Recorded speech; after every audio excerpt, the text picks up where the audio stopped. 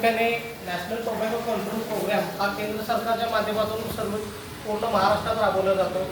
त्याचा उद्देश काय आहे की प्रामुख्याने शाळा तंबाखूमुक्त करणे, जे काही शाळेची युवा पिढी आहे त्यांना तंबाखूचे दुष्परिणाम काय आहे, त्याचबरोबर पोटपा ॲक्ट म्हणजे cigarette and tobacco product act 2003 काय आहे, त्या कायद्याची अंमलबजावणी कशा प्रकारे होते आणि त्याचबरोबर समाजामध्ये एक जनजागृती व्हावी आणि आपल्या माध्यमातून येणारी नवीन पिढी ही चांगली सशक्त आणि सुदृढ निर्माण व्हावी या उद्देशाने आपण ही कार्यशाळा या ठिकाणी आयोजित केलेली आहे। त्याचबरोबर आज ही कार्यशाळा आयोजित करत असताना मला अतिशय गर्व वाटतो की तुमच्यासारखे चांगले उत्सुक विद्यार्थ्यांना इतर बोलण्याची मला संधी मिळाली।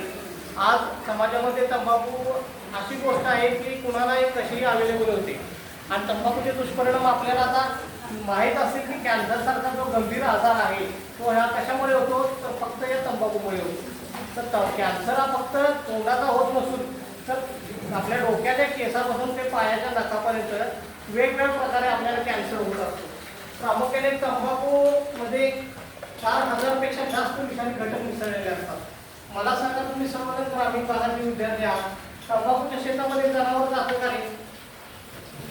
किती जणांना वाटतं की तंबाखूचं पीक जनावर खातात? असं किती जणांना वाटतं? तंबाखूच्या शेतामध्ये साप जातो का?